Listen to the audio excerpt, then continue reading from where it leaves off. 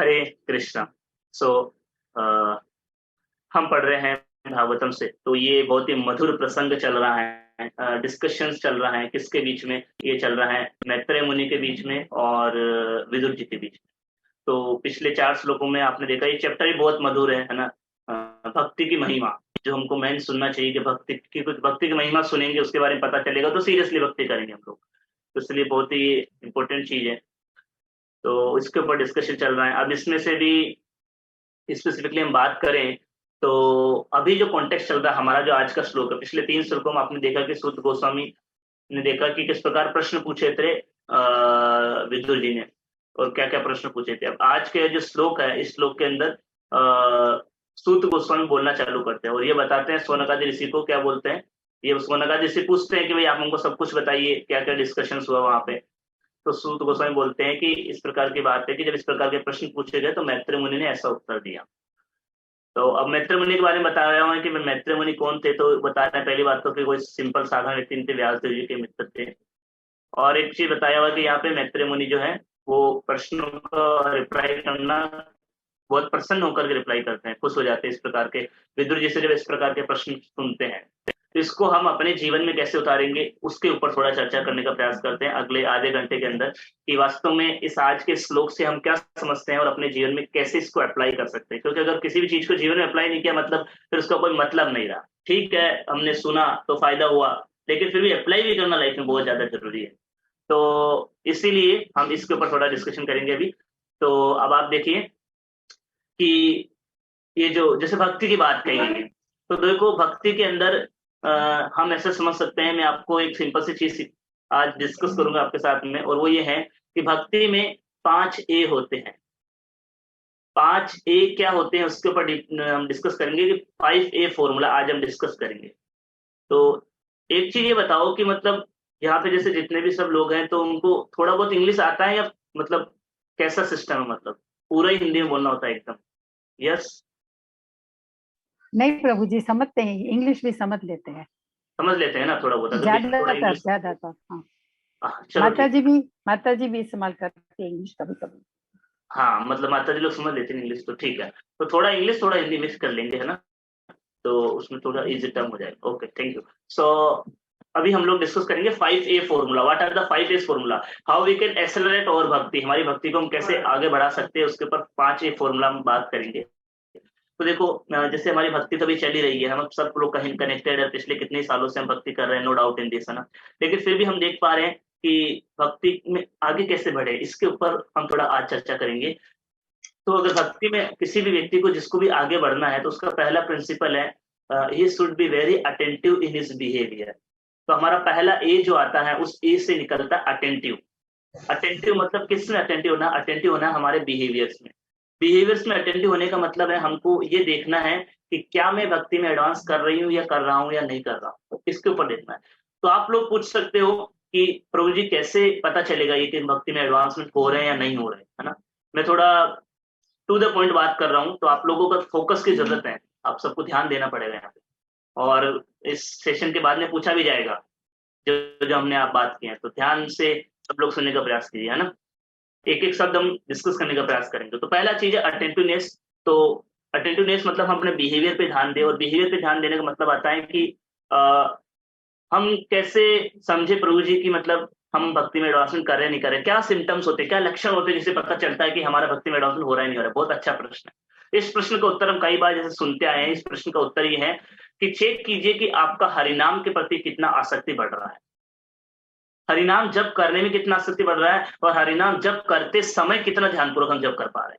दो चीजें अलग अलग चीजें। एक तो कि जब कर रहे हैं उस समय कितना ध्यानपूर्वक कर रहे हैं, और एक दूसरी चीज है कि जब कितना कर रहे हैं, कि 16 माला पे रुक जा रहे हैं या 16 माला से ज्यादा भी कर रहे हैं, कभी मौका मिला तो 1 माला 2 माला 5 माला एक्स्ट्रा भी कर रहे हैं।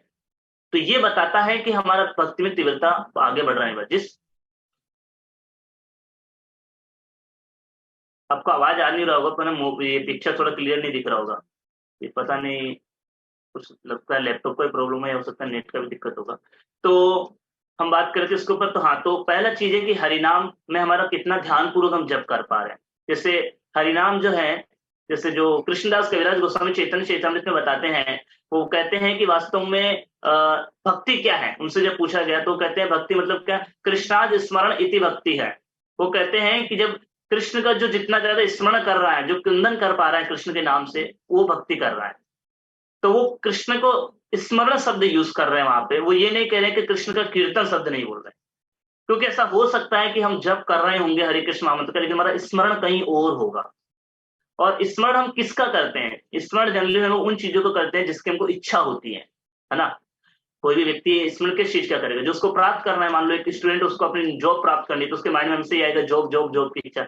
भगवान के भक्त, उनको भगवान कृष्ण को की प्राप्ति करनी है, इसलिए उनके मन में हमसे एक स्मरण होना चाहिए कि हम कृष्ण को कैसे प्राप्त करें। भौतिकतावादी व्यक्ति का क्या मन में स्मरण होगा? कैसे मैं अपनी पोस्ट पोजीशन आगे बढ़ाऊं, कैसे मेरा नेम फेम आगे बढ़ेगा, कैसे मैं अपने ज्यादा ज्यादा पैसा कमाऊं। तो उनका स्मरण उस चीज पे रहेगा। तो व्यक्ति का स्मरण उस चीज पे रहता है जिसकी उसकी इच्छा होती है।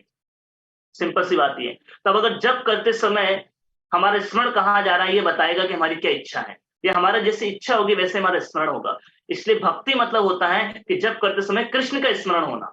मतलब कृष्ण के हरिनाम को हम सुन पा रहे हैं, या फिर हम अपने माइंड को कहीं और ही लेके चले गए हैं और कुछ और ही माइंड में घूम रहा है। तो जो माइंड में घूम रहा है उससे पता चल जाएगा हमारा क्या अभिलाषा है, हमारी क्या इच्छा है। इसलिए कृष्णदास कविराज गोस्वामी कहते हैं कि कृष्ण का स्मरण कृष्ण भक्ति है। That is very important point इसके भक्ति के अंदर। तो ये पहली बात तो आ गई, हरिनाम जप में हमारी कितनी तीव्रता से हम ध्यानपूर्वक जप कर पा रहे हैं और कितना ज्यादा जप कर पा रहे हैं, ये बताएगा कि आपका भक्ति में एडवांसमेंट हो रहा है नहीं हो रहा है। प्रभुपाद जी बोलते हैं 99% of your devotional service depend on your how you are chanting. आपका चैंटिंग कैसे चल रहा है उस पर डिपेंड करता है कि आपकी भक्ति कैसे चल रही है, तुरंत पता चल जाएगा। तो सबसे पहला पैरामीटर है हमारा भक्ति का, वो है हरिनाम का जप। चैतन्य महाप्रभु को वजह पूछा गया तो बोलते हैं, तो चैतन्य महाप्रभु 9 तरीके बताए थे भक्ति करने। फिर बोलते हैं तार मध्य सर्वश्रेष्ठ नाम संकीर्तन निरपराध नाम लोइल पाए प्रेम धान। चैतन्य महाप्रभु कहते हैं तार मध्य सर्वश्रेष्ठ नाम संकीर्तन। बोले इन सब में सबसे श्रेष्ठ कौन सा है? नाम संकीर्तन, हरे कृष्ण महामंत्र का नाम कीर्तन करना, स्मरण करना, ये सबसे श्रेष्ठ है। बोलते हैं कौन से में? जो 9 प्रोसेस बताया गया था ना, शरणम कीर्तनम विष्णु स्मरण, ये नवधा भक्ति के 9 प्रोसेस में सबसे श्रेष्ठ है। इसलिए सबसे पहला इंपॉर्टेंट चीज है हरिनाम जप में कितना रुचि है, वही बता देगा। आप आर्टिफिशियली हरिनाम जप में रुचि नहीं ला सकते। अनटिल जब तक आपका भक्ति तीव्र नहीं होगा तो रुचि नहीं आएगा। तो ये पहली चीज बताता है। सेकंड चीज, हमारा कथा श्रवण करने के अंदर कितना हमारी इच्छा उत्पन्न हो रही है। कथा श्रवण करने में इसमें भी 2 बातें होती है, कितना कथा कर कितना ज्यादा से ज्यादा कथा सुनना चाह रहे हैं, और दूसरी बात है जितना हमने कथा सुना है उसको कैसे जीवन में अप्लाई कर रहे हैं, ये बहुत इंपॉर्टेंट है। और तीसरी बात आती है कि आप कितना शास्त्रों का अध्ययन कर रहे हैं, भगवान की वाणी भगवद गीता को कितना पढ़ने में इच्छा रखते हैं, भागवतम पढ़ने में कितनी इच्छा रखते हैं आपकी।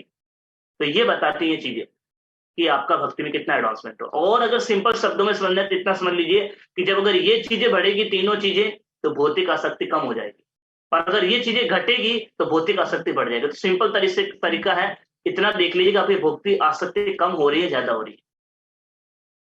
आपका ज्यादातर मन आपके रिलेटिव्स में, दोस्त में, सभी संबंधियों में उनकी क्या, इनका क्या, इनका क्या, उनका क्या, उसमें चल रहा है, उनकी चिंताओं में फंसा हुआ है मन, या फिर मन कृष्ण की सेवा में लगा हुआ है। बहुत महत्वपूर्ण चीज है भौतिक आसक्ति। चीजों से आसक्ति बढ़ रही है, हमारा डिटैचमेंट आ रहा है। भक्ति वालों कृष्ण से आसक्ति आ रही नहीं आ रही। भौतिक आसक्ति बता देगा तुरंत कि हमारा भक्ति में एडवांसमेंट हो रहा नहीं हो रहा है। तो सबसे पहली चीज है, हमको अपने भक्ति में अटेंटिवनेस लाना पड़ेगा, अपने बिहेवियर में। हमको हमेशा केयरफुल होना चाहिए कि मेरी कैसी भक्ति चल रही, क्या हो रहा है मेरी लाइफ में, क्या नहीं हो रहा है, इसके ऊपर हमको पता होना चाहिए। इसको बोलते पहला चीज होता है अटेंटिवनेस इन योर बिहेवियर। तो हमको अटेंटिव होना चाहिए।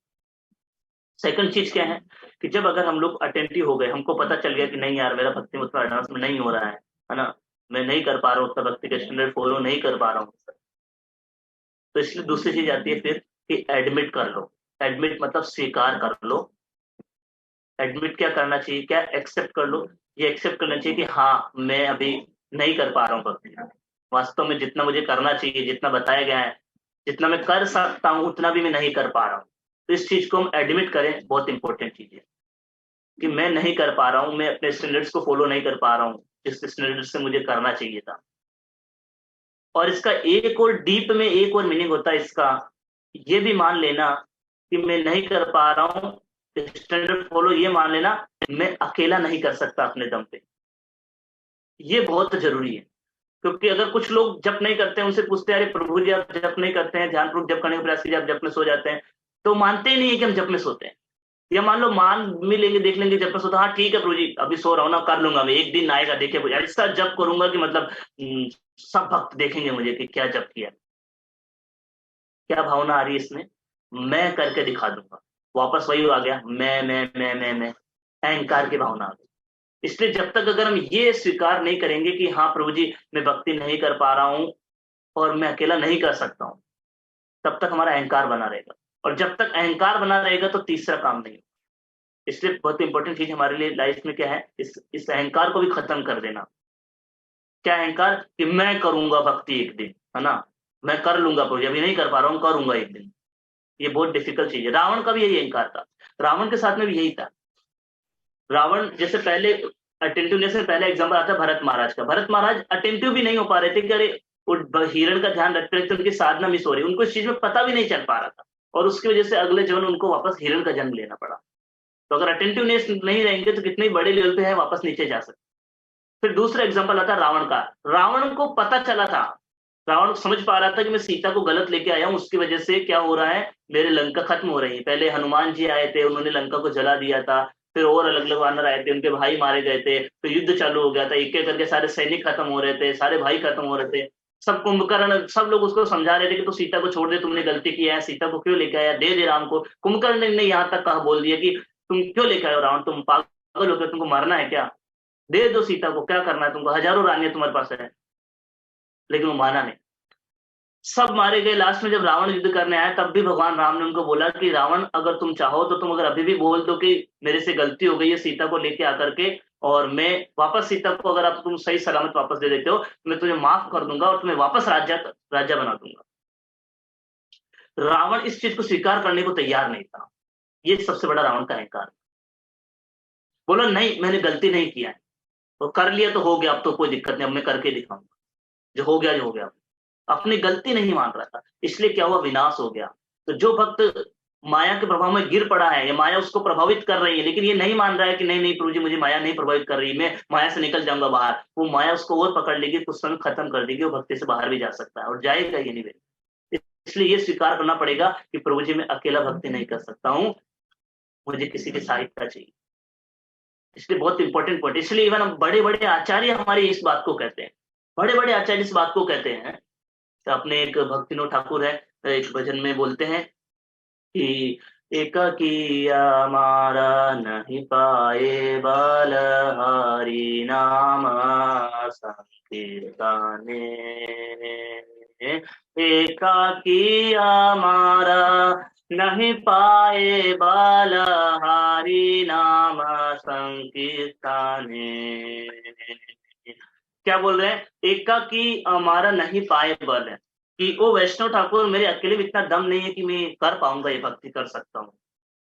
और वो कौन है, ये बात वो बोल रहे भक्ति विनोद ठाकुर, जो अकेले भक्ति विनोद ठाकुर पूरे 30,000 लोगों को प्रचार करते थे। उनका पूरा दिन भर का ऐसा शेड्यूल था कि अपना साधना, सेवा और सदाचार ऐसा मैनेज करते, 8-8 घंटा तीनों चीजें मैनेज कर लेते थे।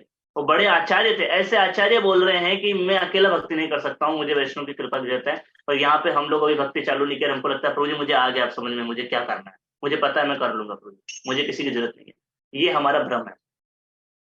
इसलिए अगली लाइन में बोलते हैं, तुमी कृपा कोरी सदा बिंदु दिया, तुमी कृपा कोरी श्रद्धा बिंदु दिया, देहो कृष्ण नाम धना,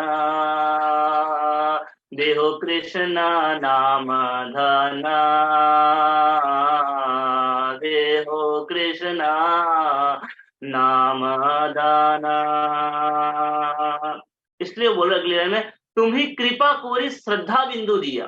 बोल रहे हैं कि आप कृपा कीजिए, मुझे श्रद्धा का एक बिंदु दीजिए, तब क्या होगा, तब जाकर देहो कृष्ण नाम धन, तब मुझे कृष्ण नाम का धन प्राप्त होगा। मतलब तब मेरी हरिनाम में आ सकते हैं, तब मैं हरिनाम जब कर पाऊंगा, तब कृष्ण के नाम, कृष्ण की कथा को सुन पाऊंगा। ऐसे आचार्य अपने बिहेवियर से समझाना चाह रहे हैं। ऐसा नहीं है कि वो कल हमारे लिए बोल रहे, वास्तव में उनकी ऐसी फीलिंग है, उनकी ऐसी भावनाएं। तो ऐसे को हमको बार बार इन चीजों को सुनना चाहिए। नहीं तो हमारा क्या है कि हम लोग इतने वो हैं, बद्ध जीव हैं, कि हमारा हर एक क्षण में समझते हैं, अगले क्षण वापस हमारा वही भाव आ जाता है। इसलिए इस भाव को बार बार सुनना चाहिए। हमारा अकेले में नहीं, हमको भक्तों की आवश्यकता है, उनकी कृपा की आवश्यकता है, तब जाकर के हम भक्ति कर पाएंगे, अकेले में भक्ति नहीं कर सकते हम। तो दिस वाई वेरी इंपॉर्टेंट। अगर जब हम ये भाव होना चाहिए, नरोत्तम दास ठाकुर भी ये बात बोलते हैं, क्या बोलते हैं, शक्ति बुद्धिहीना अमी अति दीना करो मोरे आत्मसाता। शक्ति बुद्धिहीना शक्ति बुद्धिहीना अमी अति दीना करो मोरे आत्मसाता। करो मोरे आत्मसाता। क्या बोल रहे हैं? शक्ति बुद्धि ही ना आमी अति दीना। बोल रहे मैं दीन हूं और मैं ऐसा दीन हूं कि मेरे में न कुछ शक्ति न बुद्धि है। न तो बुद्धि है, मुझे पता है कैसे भक्ति किया जाता है, न मुझे शक्ति है कि मैं इस भक्ति का प्रोसेस को कर सकता हूँ। इसलिए गुरुदेव को प्रार्थना करते हैं कि गुरुदेव आप क्या करो, शक्ति बुद्धि ही ना अमी अति दीना करो मोरे आत्मसात। मुझे आपके जैसे गुण मेरे में भी डाल दीजिए। आप आत्मसात मतलब आपके जैसा बना दीजिए, मुझे अपना शिष्य मान लीजिए। ये उनकी प्रार्थना चल रही है नरोत्तम दास ठाकुर की। और वो नरोत्तम दास ठाकुर जो पहले महान आचार्य थे जिन्होंने बुक डिस्ट्रीब्यूशन स्टार्ट किया था, वो नरोत्तम दास ठाकुर जो कि मतलब ऐसी ऐसी भागवतम के जो बड़े बड़े सिद्धांत है उनको छोटे छोटे भजन में लिख देते थे। ऐसे एक आदि आचार्य कहते हैं कि अगर किसी को भागवतम सीखना है और किसी के पास ज्यादा कुछ नहीं है तो बोले बस 54 रुपए लेके आओ और नरोत्तम दास ठाकुर की जो प्रार्थना की किताब है उसको खरीद लो। उसमें जो भजन लिखे नरोत्तम दास ठाकुर ने उसको जो पढ़ोगे तो श्रीमद् भागवतम के पूरे सिद्धांत को समझ जाओगे। ऐसे नरोत्तम दास ठाकुर बोल रहे हैं कि मेरे में कृपा नहीं है गुरुदेव, आप कृपा करके, मेरे में बुद्धि नहीं है, मुझे पता नहीं कैसे भक्ति करना है। जिन्होंने बड़ी बड़ी किताबें लिख दी वो बोल रहे मेरे में बुद्धि नहीं है। ये भाव है आचार्य को, ये भाव हमको ग्रहण करना बहुत जरूरी है। इसलिए अगले लाइन में वो ये भी बोलते हैं, योग्यता विचारे किछु नाही पाए तुम्हारो करुणा सारा। योग्यता विचारे किछु नाही पाए तुम्हारो करुणा सारा। करुणा ना होइले कांदिया कांदिया प्राण ना रखिबो आर। करुणा ना होइले करुणा ना होइले कांदिया कांदिया प्राण ना रखिबो आर। प्राण ना रखिबो आर। प्राण ना रखिबो आर। बहुत इंपॉर्टेंट बात बोल रहे हैं कि करुणा ना होइले। पहले तो बोल रहे योग्यता विचारे किच्छु नहीं पाए। अगर मैं अपनी योग्यता देखता हूँ तो मेरे में तो कोई गुण ही नहीं है कि मैं आपका शिष्य बन पाऊं, मैं आपकी भक्ति कर पाऊं, मैं कृष्ण के हरिनाम को जप कर पाऊं। कोई योग्यता नहीं है। योग्यता विचारे किच्छु नहीं पाए तुम्हारो करुणा सारा। अगर कोई योग्यता है तो यही है कि आपने करुणा कर दिया, यही योग्यता है। फिर बोलते हैं इसलिए आप करुणा और कीजिए, मेरे पर करुणा बनाए रखिए। करुणा ना होइले कांदिया कांदिया प्राण ना रखे। अगर आप मेरे पर करुणा नहीं रखेंगे मेरा प्राण नहीं रख पाऊंगा, मतलब मैं भक्ति नहीं कर पाऊंगा। ये भाव बहुत इंपॉर्टेंट है हमारा। मैं प्रभुपाद जी का लेक्चर भी सुन रहा था इसी श्लोक को। प्रभुपाद जी इसी श्लोक में इसी लेक्चर पे भी बोल रहे थे प्रभु जी कि हम जाते हैं कई बार गुरु के पास में तो हमारे सबसे इंपॉर्टेंट चीज है सबमिसिव का भान होना चाहिए। जब तक सबमिसिवनेस नहीं आएगा हमारे में हम ज्ञान को प्राप्त नहीं कर पाएंगे। इस श्लोक में भी हम यही देख रहे हैं। मैत्रेय मुनि जो विदुर जी ने जो प्रश्न पूछे थे उन प्रश्नों का उत्तर देने के लिए बड़े खुश हो जाते हैं। क्यों? क्योंकि विदुर जी का भाव था, सबमिसिव भाव था उनका। इसलिए बहुत इंपॉर्टेंट चीज है ये, हमारा भाव होना चाहिए। क्यों? क्योंकि जब ये भाव होगा तब जाकर के तीसरा स्टेप आएगा। तीसरा स्टेप है एडवाइस लेना। तब जाकर के हम एडवाइस लेना चाहेंगे किसी सीनियर से जाके कि मेरी भक्ति में ऐसे ऐसी दिक्कत चल रही है, मुझे एडवाइस कीजिए। ये बहुत इंपॉर्टेंट चीज है। इसलिए मैंने ये दूसरे पॉइंट पे इतना इंपॉर्टेंट टाइम दिया है, क्योंकि जब तक हम ये एडमिट नहीं कर लेंगे कि मैं अकेला भक्ति नहीं कर सकता हूँ, मैं वास्तव में भक्ति नहीं कर पा रहा हूँ तीव्रता से, मुझे किसी गुरु की आवश्यकता है, मुझे सीनियर्स की आवश्यकता है, और जब तक ये शरणागति का भाव नहीं आ जाता हमारे में तब तक हम एडवाइस लेने नहीं जाएंगे। सही बात है ना? बिल्कुल सिंपल बात है। साधारण शब्दों में बोल दो कि अगर कोई मान लो आप में से कोई व्यक्ति बीमार है, उसको बुखार हो गया है। अब अगर मैं आपको बोलूँ कि आप बीमार हो, आप गोली ले लीजिए, तो अगर आपको पहली चीज आपको मानना पड़ेगा कि मैं बीमार हूँ। अगर आप ये मानोगे नहीं कि मैं बीमार हूँ तो आप कभी डॉक्टर के पास जाओगे क्या? नहीं जाएंगे ना। इसलिए जब हमको मानना पड़ेगा कि हम बीमार है तभी वो बंदा डॉक्टर के पास जाएगा। इसलिए बहुत इंपॉर्टेंट चीज है कि हमको एडमिट करना पड़ेगा कि यस मैं अकेला भक्ति नहीं कर पा सकता, मैं कर पा रहा हूँ, मुझे करुणा की आवश्यकता, मुझे कृपा की आवश्यकता। तब एडवाइस लेने जाएंगे। एडवाइस लेने जाना मतलब गुरु को ढूंढना या गुरु की शरण लेना या गुरु से पूछना कि ऐसा ऐसा भक्ति चल रहा है, कैसे भक्ति में एडवांसमेंट करूं। तो ये बहुत महत्वपूर्ण चीज है, एडवाइस लेना। लेकिन एडवाइस किससे लेना है ये भी बहुत महत्वपूर्ण। उससे ज्यादा ये महत्वपूर्ण है कि एडवाइस किससे लेना है। तो अगर आप एडवाइस लेने गए लेकिन अच्छे व्यक्ति से एडवाइस नहीं लिए तो आपको और ज्यादा गिरा देगा। जैसे कोई व्यक्ति बीमार है और उसको बुखार है, और उसको बुखार है तो उसकी दवाई लेने के लिए एक अच्छे डॉक्टर के पास जाना पड़ेगा। अगर वो ऐसे वैसे डॉक्टर के पास चल जाता है जो है ही नहीं डॉक्टर नाम का, बस के लोगों को लूटता है, मान लो आपको है बुखार और आप चले गए डेंटिस्ट के पास में और अपना पैसा ले लेगा 1000, 2000, 5000 आपसे, किडनी वाले के पास चले गए तो और उल्टा कर देगा। तो एक अच्छे डॉक्टर के पास जाना पड़ेगा आपको, ताकि आपका पूरा इलाज हो सके। नहीं तो हो सकता है कि आपको जो बीमारी है वो बीमारी और ज्यादा बढ़ती जाएगी, इलाज भी नहीं होगा। उसी प्रकार हमको एक अच्छे गुरु, बोनाफाइड गुरु के पास में जाना पड़ेगा। तो अभी तो ऑलरेडी हम इस्कॉन में आ गए तो हम बोनाफाइड जगह कनेक्टेड है, कोई डाउट नहीं है इसमें। लेकिन गुरु हमेशा अवेलेबल नहीं रहते हमारे साथ। तो फिर गुरु हमको कई बार कुछ सीनियर्स लोगों के अंडर में रखते हैं, इनके अंडर में रहना चाहिए हमको, है ना। तो हमको फिर क्या करना चाहिए, जो प्रमाणिक लोग हैं उन्हीं के अंडर से। भक्ति में भी बहुत सारे लोग हैं, इस्कॉन में भी बहुत सारे लोग भक्ति करते हैं, सबका भक्ति का लेवल अलग अलग है। अगर आप मान लो 16 माला करते हो और कोई दूसरा व्यक्ति है जो 15 माला ही करता है, 12 माला करता है या 10 माला करता है, तो उस व्यक्ति को जाके आप बोलोगे अरे प्रभु जी मैं क्या करूं, मेरा 16 माला ध्यान पूर्वक जप नहीं हो रहा है, तो वो आपको क्या उत्साह देगा? कुछ उत्साह नहीं देगा। वो तो बोलेगा ठीक है अच्छा यार कर रहे हो तुम, 16 माला कम बात है क्या, देखो मैं तो उतना भी नहीं कर पा, 10 माला ही कर पा रहा हूँ, करो तुम, कोई बात नहीं, ठीक चलते रहो। तो वो आपको कभी उत्साह नहीं दे पाएगा, उसका खुद का भक्ति का लेवल डाउन है।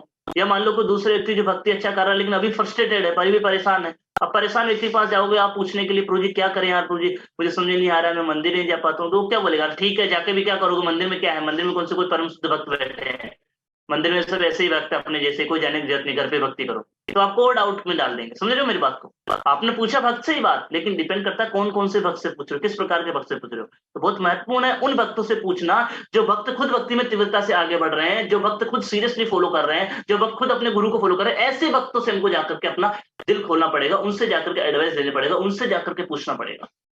इसलिए गुह्यम अख्यत्य प्रचिति करना है, लेकिन किन से करना है ये बहुत महत्व। नहीं तो क्या है कि आप बल्कि वो ज्यादा जोखिम में जा सकते हैं। तो ये चीज हमको पता होनी चाहिए कि हम उस व्यक्ति से इंस्पिरेशन ले जो खुद बोनाफाइड जगह से कनेक्टेड है और खुद भक्ति में तीव्रता से नियमों का पालन कर रहा है, और साथ ही साथ में जिसकी एडवाइस लेने से हम उत्साहित होते हैं, हमको उत्साह आता है उनसे। ये बहुत इंपॉर्टेंट है और ये एडवाइस देना बहुत जरूरी है। नहीं तो जैसे अजामिल का इसमें कहानी आता है, अजामिल कैसा था, अजामिल जब जा रहा था वन में लकड़ी लेने के लिए, फूल लेने के लिए, उसने देखा कि शुद्र और शुद्राणी गलत काम कर रहे हैं। तो उसने ऐसा गलत सीन देखा तो उसके मन में भी डाउट आ गया, उसके मन में भी कलमस आ गया, पोल्यूट हो गया वो भी। उसको पता भी चल गया था, अटेंटिव था ना वो अपने बिहेवियर में, ब्राह्मण था तो तुरंत पता चल जाता है उसको, तुरंत पता चल गया मेरा माइंड कंटामिनेटेड हो गया है। और जैसे उसको पता चला मेरा माइंड कंटामिनेट हो गया, उसने क्या किया, भगवत गीता के श्लोक उच्चारण करना चालू कर दिया, वेद से श्लोक उच्चारण करना चालू कर दिया। मतलब वो क्या करना चाह रहा था, वो उस पोल्यूटेड माइंड को दूर करना चाह रहा था। लेकिन वो बार बार श्लोक उच्चारण करने पर भी वो उस स्मृति को हटा नहीं पा रहा था, उस चित्र को अपने मन से हटा नहीं पा रहा था। तो उसने पहली चीज क्या की, अटेंटिव था अपने बिहेवियर पर। दूसरी चीज उसने एडमिट भी कर लिया कि हाँ यार मेरे से गलती हो गई, इसलिए वो श्लोक श्लोक रिसाइट कर रहा था। लेकिन तीसरी चीज उसने नहीं, क्या किया, उसने घर पे आया लेकिन किसी को कुछ भी नहीं बताया और बार बार प्रयास कर रहा था, लेकिन वो माया ने उसको पकड़ लिया था। वो माइंड उसको थोड़ा और ज्यादा डीप लेके जा रहा था। ध्याय तो विषयान पुंसा संगस्तेषु उपजायते संगात संजायते काम कामात क्रोध अभिजायते। ध्यान किया उससे विषय पे, ध्यान तो विषयान पर संगस्तेषु उपजायते, फिर इच्छा उत्पन्न हो गई कि मुझे भी यार वो उस वेश्या को घर में लाना चाहिए। और फिर क्या परिणाम हुआ, उसका परिणाम ये हुआ कि धीरे धीरे वो कलुषित होता गया। वो वेश्या को घर में लेके आ गया, वो अपने माँ बाप को घर से बाहर निकाल दिया, पत्नी को घर से बाहर निकाल दिया, उस वेश्या के साथ में शादी किया उसने, 1 नहीं 2 नहीं 5 नहीं 10 बच्चे उसने उत्पन्न किया। पूरा 25 साल से लगा गई, 88 साल तक उसकी उम्र निकल गई। वो तो भगवान की कृपा थी, लास्ट में उसने उस बच्चे का नाम नारायण रखा, तब जाकर के उसने फिर भगवान के विष्णु दूत आए, जब उन्होंने वापस दूसरा मौका दिया तब जब उसने भक्ति किया, फिर भगवान के धाम चला गया। उसको इतना लंबा टाइम वेस्ट नहीं करना पड़ता अगर वो एक सिंपल सा काम कर लेता, जाकर के घर पे अपने पिताजी को बोल देता कि मैंने आज ऐसा ऐसा देखा, मेरा मन बड़ा डिस्टर्ब हो रहा है, आप इसको थोड़ा संभालिए। तुरंत उसके पिताजी उसको तुरंत शास्त्रों से गाइडेंस दे देते, उसको समझा देते और तुरंत उसके ऊपर निगरानी रखते, तुरंत उसका डाउट दूर कर देते, तो उसको तुरंत फायदा मिल जाता। तो उसने 2 चीजें किया था, अटेंटिव था, एडमिट भी किया था अपने मिस्टेक को, लेकिन एडवाइस नहीं लिया था और इसीलिए वो मारा गया, विनाश हो गया उसका। विनाश नहीं हुआ बट वो भगवान के भक्त धाम चला गया, लेकिन टाइम तो वेस्ट हो गया ना इतना सारा। तो दिस इज वेरी इंपॉर्टेंट। तो एडवाइस हमको लेना चाहिए, बहुत इंपॉर्टेंट। अपने जीवन के अंदर एडवाइस नहीं लेंगे तो हमारे साथ में बहुत खतरा है, बहुत महत्वपूर्ण चीज है एडवाइस लेना। और एडवाइस किससे लेना है, प्रमाणिक भक्त से लेना है, हर एक भक्त से नहीं लेना है। जिसने बस देख ले ये भी भक्त ने कंठी माला पहन रखा, इसने तिलक लगा रखा है, धोती कुर्ता पहन रखा, उससे जाकर पूछ रहे हैं, उससे काम नहीं चलेगा। नहीं, जो हमेशा से पिछले 5 साल से आपको देख कर आ रहा है उससे पूछना पड़ेगा। हाँ, अगर किसी नए भक्त से जाके पूछेंगे तो भी काम नहीं चलेगा, वो थोड़ा ना जानता आपकी हिस्ट्री क्या है। जो आदमी आपको कई टाइम से गाइड कर रहा हो, आपको हिस्ट्री जानता है, ऐसे व्यक्ति से हमको गाइडेंस लेना चाहिए, बहुत इंपॉर्टेंट। चलो अब अगले बोर्ड पॉइंट पर चलते हैं। पहला हमने देखा अटेंटिव होना चाहिए अपने बिहेवियर में, क्या चल रहा है मेरा भक्ति में। दूसरा हमको एडमिट करना चाहिए कि हमको जरूरत है वैष्णव की कृपा की, एडमिट करना चाहिए। तीसरी चीज हमने देखी अभी आपने, एडवाइस लेना चाहिए। और चौथा चीज है एडवाइस लेने के बाद में अप्लाई करना चाहिए। एडवाइस ले लिया लेकिन अप्लाई नहीं करोगे तो कुछ नहीं होगा। यस, जैसे सिंपल सी बात है, मान लो आप डॉक्टर के पास गए, मैंने आपको बोला कि चलो आप है ना डॉक्टर के पास जाओ, अगर आप डॉक्टर के पास जाओगे दवाई लेके आओगे तो आप ठीक हो जाओगे। तो बोला ठीक है, मैं डॉक्टर के पास गया मान लो, और मैं अच्छे डॉक्टर से, वो फेमस डॉक्टर है यहाँ का, सबसे फेमस डॉक्टर बॉम्बे का है, उससे मैं अपना स्पेशल दांत का इलाज करके आ गया, डेंटिस्ट का, और ये मान लो पेट का इलाज करके आ गया, उसको बीमारी, उसने ये गोलियां लिख दी, ये गोलियां लेते रहना। मैं वो गोली लेके आकर के बिल्कुल ला करके अपने घर में टेबल पे रख दिया, और 1 दिन हो गया, 2 दिन हो गया, मैं देख रहा हूँ ठीक ही नहीं हो रहा हूँ मैं। तो मैंने वापस बुलाया, मैं बोला अरे भाई ये क्या हो गया, देखो मैं ठीक ही नहीं हो रहा हूँ। तो दोस्त मुझे क्या कहेगा, अरे भाई तो मैंने तुमको कहा था गोलियां लेके आना, लेकिन लाके रखना नहीं है, उसको खाना भी तो पड़ेगा ना, तब तो ठीक होंगे ना। लाके घर में टेबल पे गोली रखने से ठीक हो जाते हैं क्या? नहीं ना। क्या करना पड़ेगा, गोली को लेना पड़ेगा हमको, तब ठीक होंगे। कितना भी दुनिया का सबसे बड़ा फेमस डॉक्टर के पास चले जाओ, कितनी भी बड़ी गोली लेके आ जाओ, अच्छी गोली लेके आ जाओ, बेस्ट गोली, लेकिन लेना तो आपको ही पड़ेगा ना, नहीं तो ठीक कैसे होंगे? समझ रहे हो मेरी बात को? कितने ही अच्छे फेमस भक्त से, फेमस शास्त्र से, गुरु से आप गाइडेंस लेके आ जाओ, और बेस्ट एंड बेस्ट गाइडेंस लेके आ जाओ, लेकिन आपको अप्लाई तो जीवन में करना पड़ेगा ना। अगर उन इंस्ट्रक्शंस को जो उनको दिया है सीनियर्स ने हमको इंस्ट्रक्शन, अगर उनको अप्लाई नहीं करेंगे, रिजल्ट नहीं आएगा सर। हम वही के वही बने रहेंगे, बल्कि हमारी बीमारी ज्यादा बढ़ती जाएगी, है ना। अगर वो गोली नहीं लेगा तो पेशेंट क्या हो जाएगा, ज्यादा बीमार होता जाएगा। उसी प्रकार हमारी बीमारी भी ज्यादा से ज्यादा बढ़ती जाएगी, अगर हम क्या नहीं करेंगे, उन इंस्ट्रक्शन को अप्लाई नहीं करेंगे। तो केवल अच्छे डॉक्टर के पास जाके आने से बीमारी ठीक नहीं होती है। हम आ गए मंदिर में, बहुत अच्छे प्रभु जी हैं, प्रभु जी से हमने सब कुछ पूछ लिया, प्रभु जी ने हमको सब कुछ बता दिया, लेकिन घर पे जाके हमने जो प्रभु जी ने बताया था उनको जीवन में उतारा नहीं, तो कुछ नहीं होने वाला है। बहुत इंपॉर्टेंट है, इसलिए हमारी बहुत इंपॉर्टेंट चीज है, इसको अप्लाई करना पड़ेगा। अगर अप्लाई नहीं करेंगे लाइफ के अंदर तो चले जाएगा। यस, दैट्स बहुत इंपॉर्टेंट, आपको अपनी लाइफ में अप्लाई करना है। और उसके बाद में अगली चीज आती है एडवाइस अप्लाई करना। और अप्लाई करने में एक और इंपॉर्टेंट चीज है, जैसे डॉक्टर क्या बोलते हैं जब भी दवाई देते हैं, तो क्या बोलते हैं कि आप क्या करना, ये डॉक्टर बोलते हैं कि आप दवाई ले लीजिए और 3 दिन बाद वापस दिखाना कैसा चल रहा है। वही हमको भक्ति में भी करना होता है। हम आए, कुछ गाइडेंस लिया हमने, गुरु से, साधु से, शास्त्र से कुछ पूछा, कुछ बात किया, हम सोचे एक बार गाइडेंस लेके चले गए, अब अगले 1 साल तक दिखे ही नहीं, 6 महीने तक दिखे ही नहीं।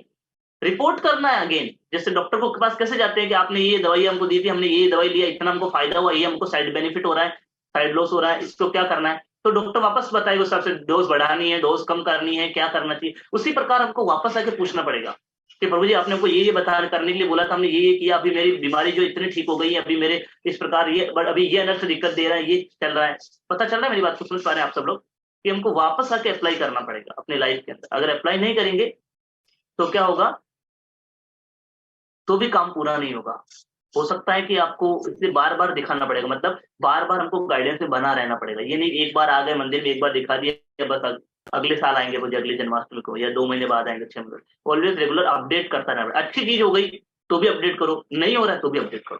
नेक्स्ट, फर्स्ट चीज अटेंटिव हमको रहना है, सेकंड चीज हमको एडमिट करना है, थर्ड चीज हमको एडवाइस लेना है, फोर्थ चीज हमको अप्लाई करना है, और पांचवी चीज आती है जो अपने आप होगी। अगर जैसे आप अप्लाई करोगे, मान लो वो व्यक्ति डॉक्टर का गोली खा लेता है और ठीक हो जाता है, तो फिर वो क्या करेगा, तुरंत वो पहला चीज करेगा, जितने भी लोगों में सबको बोलेगा, देखो मैंने इन डॉक्टर की दवाई ली थी, मैं इनसे ठीक हो गया हूँ, आप भी जाओ इस डॉक्टर से, बोलो बहुत अच्छा डॉक्टर है। क्या कर रहा है, अब डॉक्टर ने तो उसको पैसा नहीं दिया था कि जाके मेरा गुणगान करना, लेकिन क्यों गुणगान चालू कर दिया, क्योंकि उसकी बीमारी ठीक हो गई। तो वैसे हम भक्ति करेंगे, और जब भक्ति करते करते हमारी समस्याओं का समाधान होगा, जब हम भक्ति में कुछ एडवांसमेंट करना चालू कर देंगे, जब उन इंस्ट्रक्शन को अप्लाई करेंगे, तो निश्चित रूप से हमको तो बीमारी तो ठीक होगी, और जब बीमारी ठीक हो जाएगी तो हमको अप्रिशिएट करना चालू कर देंगे। इसलिए 5 चीजें, अप्रिशिएट करना मतलब क्या है, प्रचार करना, लोगों को जाके बताना, अरे ये भक्ति कितनी अच्छी चीज है, चैंटिंग करना कितना अच्छी चीज, इस्कॉन के भक्त कितने अच्छे हैं, इस्कॉन के मंदिर कितने अच्छे हैं, बुक भगवत गीता कितनी अच्छी है, हरिनाम जप करो। आप सब लोग भी सबको उत्साहित करेंगे, सबको जोड़ना चाहेंगे। आज मैं कई बार बोलता हूँ कि यहाँ पे 30 लोग हैं, अगर हम प्रयास करें तो ये अगले 1 महीने में 60 लोग भी बन सकते हैं। अगर हम सब लोग एक एक व्यक्ति को भी जोड़ ले, अगर 1 महीने में आप सब लोग हर व्यक्ति एक व्यक्ति को जोड़ दे, अगर मान लो तो 30, कोई बड़ी बात नहीं है एक व्यक्ति को जोड़ना, केवल आपको एक व्यक्ति को इंस्पायर करना है, यार आइएगा यहाँ पे, हर सुबह क्लास होता है 8 से 9, तो हो सकता है ना। तो अगर हम सब प्रयास करेंगे तो सब कुछ हो सकता है, कोई संभव नहीं। इसलिए प्रचार करना बहुत जरूरी है, और अगर प्रचार करेंगे तो अपने आप माया से दूर रहेंगे। अपने आप माया हमको पकड़ेगी नहीं। इसलिए प्रचारक को स्पेशल भगवान की कृपा भी मिलेगी। और जब अगर मान लो हम डॉक्टर के 4-5 पेशेंट भेज दिए उस डॉक्टर के पास, तो आपका और डॉक्टर का अच्छा संबंध बन जाएगा ना, क्योंकि डॉक्टर को पता चल जाएगा ये ऐसा पेशेंट है, ये ऐसा व्यक्ति है, मेरे पास अलग-अलग पेशेंट्स भेजना है सबको। उसी प्रकार अगर आप दूसरे लोगों को लेके आते हो कृष्ण के प्रति, तो आपका और कृष्ण का अच्छा संबंध बन जाएगा, आपका और गुरु का अच्छा संबंध बन जाएगा। और यही तो हमको भक्ति में चाहिए कि हमारा और गुरु का मोस्ट स्टेबल कनेक्शन हो जाए, हमारा और कृष्ण का अच्छे से संबंध बन जाए। फिर अपने आप वो डॉक्टर आपको हमेशा, आप जाओगे कभी उसके घर पे तो तुरंत आपको नाश्ता कराएगा, चाय पिलाएगा। क्यों? क्योंकि जानता है ये व्यक्ति क्या करता है, मेरे पास कस्टमर्स भेजता है। उसी प्रकार कृष्ण प्रसन्न हो जाएंगे, ये स्पिरिचुअल कस्टमर्स हैं। कृष्ण देखेंगे कितने भक्तों को ये जोड़ के ला रहा है, कृष्ण अपने आप खुश हो जाएंगे। और जब कृष्ण खुश हो जाएंगे, आपकी भक्ति और ज्यादा बढ़ जाएगी। जब आपकी भक्ति और ज्यादा बढ़ जाएगी, तो आप और ज्यादा प्रचार करेंगे, और ज्यादा प्रचार करेंगे, और ज्यादा कृष्ण प्रसन्न हो जाएंगे। इस प्रकार ही चलता रहेगा। कृष्ण प्रसन्न हो जाएंगे, गुरु प्रसन्न हो जाएंगे, हमारे सीनियर्स लोग प्रसन्न हो जाएंगे, और हम खुद भी प्रसन्न हो जाएंगे। तो ये कंप्लीट पैकेज है, इसको हमको अपने जीवन में अप्लाई करना चाहिए, ताकि हम ज्यादा से ज्यादा भक्ति करके ज्यादा से ज्यादा लेवल पर एडवांसमेंट कर सकें। और जब प्रचार करते हैं, तुम्हारा खुद का फेथ बढ़ेगा, हमको नए नए रियलाइजेशन आते हैं लाइफ के अंदर, है ना। और जब हम प्रचार करते हैं, तो हमको खुद को लगता है मेरे खुद को फॉलो करना चाहिए, मैं लोगों को बताता हूँ। तो ये प्रचार हम सबको भी करना चाहिए, लेकिन पहले तो दवाई खुद को लेनी, पहले दवाई ले हम, खुद ठीक हो जाए, और फिर हमको प्रचार करना है। तो this is very very important. इसलिए आज हमने बस तो यहीं पे रोकना चाहेंगे, क्योंकि आई थिंक टाइम ऑलरेडी हो गया है, 9 बज गए हैं, तो बस हम आज यहीं पे रोकेंगे। तो मैंने 5 चीजें इन्होंने शेयर कर दिया है। तो first thing attentive, second thing admit, advice, apply and appreciate. Very nice. तो ये 5 चीजें हैं जो हमको अपने जीवन में उतारना चाहिए। अब आप सब चेक कर लो कौन किस लेवल पे है, कौन कहाँ तक है, तो उसको और आगे हमको बढ़ाने का प्रयास करना चाहिए। मैंने अलग अलग एग्जाम्पल लेकर बता दिया। इसमें धृतराष्ट्र का उदाहरण भी आता है, जिसमें अप्लाई करने वाले में, कि धृतराष्ट्र को एडवाइस देने के लिए अक्रूर जी आए थे। जब कृष्ण भगवान कृष्ण ने भेजा था कि जाओ पांडवों को देख के आओ क्या चल रहा है। अक्रूर जी जब देखने आए हस्तिनापुर में क्या चल रहा है, तो उन्होंने देखा कि पांडवों के साथ अत्याचार हो रहा है। तो जाकर के धृतराष्ट्र को बोले कि तुम सही नहीं कर रहे हो। धृतराष्ट्र खुद बोलता है बाद में, अलग अलग बातें जब अक्रूर जी सलाह देते हैं, तो धृतराष्ट्र बोलता है तुम बात सही कर रहे हो अक्रूर जी, लेकिन मेरे साथ क्या परिस्थिति हो रही है कि प्रवृत्ति मार्ग में जो है मेरी आसक्ति लगी हुई, निवृत्ति मार्ग में मेरा मन नहीं लग रहा है। मतलब भक्ति के मार्ग में मन नहीं लग रहा है, और भौतिक में आसक्ति बनी हुई है, मैं क्या करूं। तो अच्छी एडवाइस दिया था क्रूर जी ने, लेकिन अप्लाई नहीं किया धृतराष्ट्र ने, इसीलिए नुकसान हुआ, इसलिए और ज्यादा लंबे टाइम तक दुख पाया। लेकिन जब आके विदुर जी ने गाइडेंस दिया, और तब उसने क्या किया, अप्लाई किया। और अप्लाई किया कि विदुर जी ने वही बोला कि अब घर छोड़ो, तुम जाओ यहाँ से, कब तक बैठे रहोगे भीष्म के उस टुकड़े पे। तो छोड़ के गए, और उनके क्या फायदा, उनको लिबरेशन प्राप्त हुआ। तो ऐसा भी हो सकता है एडवाइस दे दिया, लेकिन अप्लाई नहीं करेंगे तो भी दिक्कत है। फिर 5 चीज हुई, तो मैं जस्ट 1 मिनट में वापस समरी दे देता हूँ। सबसे पहले हमने आज डिस्कस किया कि किस प्रकार आज यहीं पे बातचीत चल रही है, आपस में चर्चा चल रही है, मैत्रेय मुनि और विदुर जी के बीच में प्रश्नोत्तर चल रहे हैं। तो प्रभुपाद जी यही बता रहे थे, तो इसमें सोचे इसको इस प्रकार कनेक्ट कर सकते हैं। जिसमें हमने सबसे पहले देखा कि भक्ति को ग्रोथ करना, तो सबसे पहले इंपॉर्टेंट चीज है अप्रिशिएट, अटेंटिव रहना पड़ेगा। ये नहीं कि चलो कर रहे हैं, भक्ति चल रहा है जैसे चल रहा है, नहीं, देखना पड़ेगा कि यार मैं भक्ति में एडवांसमेंट कर रहा हूँ नहीं कर रहा हूँ। एडवांसमेंट के क्या तरीके वो मैंने बता दिए, कैसे सिम्टम से किससे पता चलेगा। पहला, हरिनाम जप में कितना रुचि आ रहा है, और कितना ज्यादा हरिनाम जप कर रहे हैं। कथा श्रवण में कितना रुचि आ रहा है, और कथा श्रवण को कितना अप्लाई कर रहे हैं। और तीसरा चीज है भागवतम श्रवण में। और दूसरे शब्द बोले तो भौतिक आसक्ति कम हो रही ज्यादा हो रही है, उससे पता चल जाएगा। सेकंड पॉइंट हमने लिया एडमिट करना। एडमिट क्या करना है, एडमिट पहले तो ये करना है कि हाँ यार वास्तव में उतना तीव्रता से भक्ति नहीं कर रहा हूँ जितना मैं कर सकता हूँ, कर सकती हूँ, लेकिन उतना नहीं कर पा रहा हूँ, स्टैंडर्ड फॉलो नहीं कर पा रहा हूँ। सेकंड चीज क्या है, ये एडमिट कर लेना कि हाँ यार मतलब मैं अपनी लाइफ के अंदर, मुझे वैष्णव की कृपा की जरूरत है, मुझे भक्तों की कृपा की जरूरत है, मुझे गुरु की कृपा की जरूरत है। तब जाकर के हमारा अहंकार जब भी कम होगा, सम्मिश्र का भाव आएगा, तब हम एडवाइस देने जाएंगे। नहीं तो एडवाइस के लिए कभी आएंगे ही नहीं, और नहीं आएंगे तो फिर माया हमको खत्म कर देगी। और जब एडवाइस के लिए हम आएंगे, तो फिर क्या होगा, एडवाइस किससे लेना बहुत इंपॉर्टेंट है। मैंने बताया ना, बहुत सारे भक्त हैं, ऐसे भक्त हैं जो हमारे से कम भक्ति करते हैं, उनसे एडवाइस ना लें हम। देखने एज में हमारे बराबर हो सकते हैं, एज में हमारे से ज्यादा हो सकते हैं, लेकिन एज से लेना देना नहीं है, भक्ति से लेना देना है।